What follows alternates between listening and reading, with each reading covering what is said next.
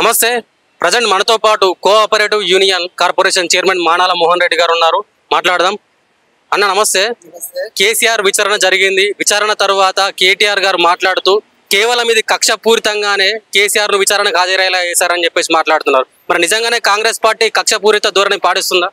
నిజానికి కాంగ్రెస్ పార్టీ రాష్ట్ర ముఖ్యమంత్రి రేవంత్ రెడ్డి గారు కక్షపూరితంగా కేసీఆర్ లోపలేయాలనుకుంటే గతంలో వీళ్ళు ఏదైతే డ్రోన్ కెమెరా ద్వారా చూసిండని రేవంత్ రెడ్డి గారిని జైల్లో పెట్టిర్రో ఆ విధంగానే రాష్ట్ర ముఖ్యమంత్రి గారు అనుకుంటే ఆ విధంగానే కేసీఆర్ తీసుకెళ్లి జైల్లో పెట్టేవాడు.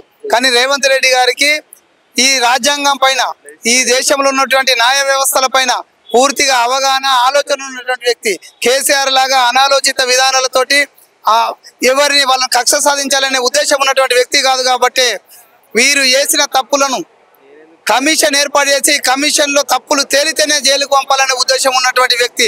మరి కమిషన్ ద్వారా జైలుకు పంపాలా లేకుండా వదిలిపెట్టాలని ఆలోచిస్తున్న వ్యక్తి కక్ష సాధిస్తున్నాడా, వాస్తవ పరిస్థితులను గమనిస్తున్నాడని అది తెలియకపోవడం కేసీఆర్ యొక్క రాజకీయ అజ్ఞానానికి ఇది ఒక నిదర్శనమని తెలియజేస్తున్నారు. అంటే ముఖ్యమంత్రి గారిని పట్టుకొని ఇష్టానుసారంగా కేటీఆర్ గారు మాట్లాడుతున్నారు. ఇప్పటి వరకు దీనిపై కాంగ్రెస్ నాయకులు ఎవరు కూడా సరిగా స్పందించలేని పరిస్థితి కనిపిస్తుంది. మీరేమంటారు? ముఖ్యమంత్రి గారిని ఇట్లా విమర్శలు చేస్తుంటారు. ఇప్పటికే చాలా మంది కాంగ్రెస్ నాయకులు ఈ విషయం పైన మాట్లాడలేదనేది అబద్ధం.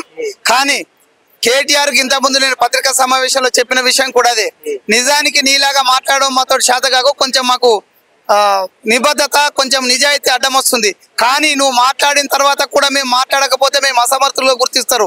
ఖబర్దార్ కేసీఆర్, నిజానికి భూమికి రెండు జానాలు లేవు. నువ్వు ఎగిరెగిరి పడుతుంటే ఎవరికి కనిపిస్తావు అనేది నేను ఈ సందర్భంగా కేటీఆర్ ను ప్రశ్నిస్తున్నా. ఈ రెండు జానాలు లేని వ్యక్తివి.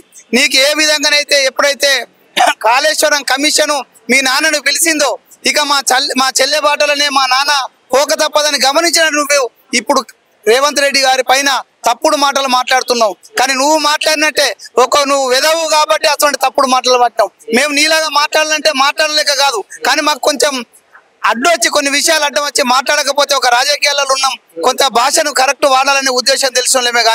కానీ నీవు మరిగినట్టు ఒక పిచ్చిలేసిన కుక్కలాగా మరుగుతున్న నీవు ఎందుకు మరుగుతున్నావు అనేది నేను అడుగుతున్నా.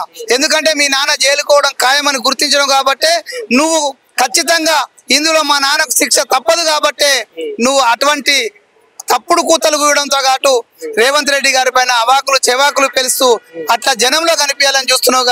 కానీ నీకున్న ఆ కొద్దిపాటి విలువను కూడా నీది నువ్వే నాశనం చేసుకుంటున్నావు. ఖబర్దారు కొడుకా, నువ్వు ఇంకోసారి ఇదే విధంగా మాట్లాడితే నిన్ను ఉరికిచ్చి కొట్టే రోజులు దగ్గరలో ఉన్నాయని సందర్భంగా తెలియజేస్తున్నా. అంటే కేవలం 2 పిల్లర్లు కుంగినందుకే కాంగ్రెస్ నాయకులు ఇంత రాదంతం చేస్తున్నారు. తెలంగాణలో కాళేశ్వరం ప్రాజెక్టు నుంచి 1 కోటి ఎకరాల మాగనం చేసినందుక కేసీఆర్ నోటీసులు ఇస్తారని చెప్పేసి మాట్లాడుతున్న పరిస్థితి కనిపిస్తుంది. ఒక తెలివి తక్కువ వేదో మాట్లాడే మాటలు అవి. ప్రాజెక్టులో 2 పిల్లర్లు కాదు, చిన్న ప్రాజెక్టు కుంగినా ఆ ప్రాజెక్టు మీద నీళ్ళు కమ్ముకుంటాయి. ఆ విషయం తెలియనోడు మాట్లాడినప్పుడు ఏం సమానం చెప్తాం? ఒక అజ్ఞాని వెధవ. కాళేశ్వరం ప్రాజెక్ట్ లో 2 పిల్లర్లు కూలుడు కాదు, ఒక సైడ్ కుంగినా ప్రాజెక్టు కూలిపోతుందని నమ్ముతారు. అంటే ఆ విషయంలో ఆయనకు జ్ఞానం లేకపోవడం అనేది ఆయన అవివేకానికి, అలా నాన్న జైలుకోతున్న భయంతో మాట్లాడుతున్న విషయాలు. ఆయన ఇప్పుడు ఇల్లు కట్టుకున్నాడు కదా, ఇప్పుడు ఆయనకు ఇల్లు ఉన్నది కదా, సొంత ఇల్లు. దానికి ఒక 2 పిల్లలు కూలగొట్టమని ఇల్లు ఉంటుందేమో చెప్తాం. రెండే కూలగొడితే ఏం కదా, నేను ఇల్లు కూలగొట్టుకోమని చెప్పాను. కాబట్టి కేటీఆర్ అనేటోడికి నాలెడ్జ్ తక్కువ, నస ఎక్కువ. ఆ నాలెడ్జ్ లేనివాడు మాట్లాడిన మాటలకు సమాధానం చెప్పాలంటే కూడా కంపరం కొడుతుంది. ఖచ్చితంగా ఖబర్దార్ బిడ్డ, ఇంకోసారి మాట్లాడితే నీ సంగతి చూడడం ఖాయం. అంటే కవిత, తెలంగాణ జాగృతి అధ్యక్షురాలు కవిత మాట్లాడుతూ కేసీఆర్ కు నోటీసులు ఇస్తే తెలంగాణ ప్రజలకు ఇచ్చినట్టే, కేసీఆర్ తెలంగాణ జాతిపిత అని సంబోధించింది. మరి నిజంగానే కేసీఆర్ తెలంగాణ జాతిపితనేనా? నిజానికి వాళ్ళు పిచ్చి కూతలు కూర్చుంటే వాళ్ళని మించిన వాళ్ళు ఖచ్చితంగా వాళ్ళ గిన్నిస్ బుక్ లో ఎక్కాలి. ఎందుకంటే ఈమెను అరెస్ట్ చేసి ఢిల్లీలో తిహార్ జైల్లో పెడితే తెలంగాణ సమాజం లోపల పెట్టినట. తప్పుడు చేసి తప్పుడు కార్యక్రమాలు నిర్వహించిన మిమ్మలను, నువ్వు కానీ, మీ అన్న కానీ, మీ నాన్న కానీ, తప్పుడు పనులు చేసిన వాళ్ళను జైల్లో పెట్టకూడదు అనుకుంటే అది మీ కుటుంబానికి రాజ్యాంగంలో ఎగ్జంప్షన్ ఇచ్చిరేంది? నిన్ను పంపించినట్టే. తప్పు చేస్తే నీ తండ్రి, తర్వాత ఈ కార్ రేసులో జరిగినట్టు దాంట్లో మీ అన్న తప్పు చేస్తే మీ అన్నను కూడా జైలుకు పంపడం ఖాయం. అది తప్పు చేస్తే అది రాజ్యాంగబద్ధంగా న్యాయ వ్యవస్థలో ఉన్నటువంటి చట్టాలను ఉపయోగించి, ఎందుకంటే అవి నిజం అయితేనే నేను పంపుతాం. ఆ నమ్మకం రాజ్యాంగం మీద ఉన్నటువంటి నమ్మకం మా కాంగ్రెస్ పార్టీది. కానీ మీ నాన్నలాగా మీ అన్నలాగా కక్ష సాధించే క్యారెక్టర్ కాదు. నీ ఉనికి ప్రాబ్లం అవుతుంది కాబట్టి ఎప్పుడైతే నువ్వు జైలుకి వచ్చినావో అటు పార్టీలో ఇటు ప్రజల్లో నీ ఉనికి ప్రశ్నార్థకమై ఏదో ఒక కారణంతో ప్రజలు ఉండాలని ఒక నీ ప్రయత్నము నీకు చెల్లదు. ఆల్రెడీ నేను ప్రజలు మర్చిపోయారు. ఉదాహరణకు నేను నిజామాబాద్ జిల్లాకు సంబంధించిన వ్యక్తిని. ఆ జిల్లాలో నీ పనితీరు కానీ 15 సంవత్సరాల కాలంలో నువ్వు ఎంపీగా ఉన్నప్పుడు కానీ అదేవిధంగా ఇప్పుడు ఎమ్మెల్సీగా ఉన్నప్పుడు కానీ ఏ జనానికి ఉపయోగం లేదు. కేవలం నీ స్వార్థ ప్రయోజనాల కోసం నీ సొంత ప్రయోజనాల కోసం నువ్వు నింపుకున్నటువంటి ధనదాహంతో నువ్వు చేసుకున్నటువంటి కార్యక్రమాల ద్వారానే నువ్వు తిహార్ జైలుకి వెళ్ళి వచ్చినావు. ఖచ్చితంగా ఇక్కడ కూడా మీ అన్న మీ నాన్న చెర్లపల్లి జైలుకి వెళ్ళడం ఖాయం. ఇక నువ్వు ఎన్ని మాట్లాడినా ఈ కుటుంబం కల్వకుంట్ల కుటుంబం ఈ తెలంగాణ ప్రజలను నిండా ముంచినటువంటి కుటుంబం.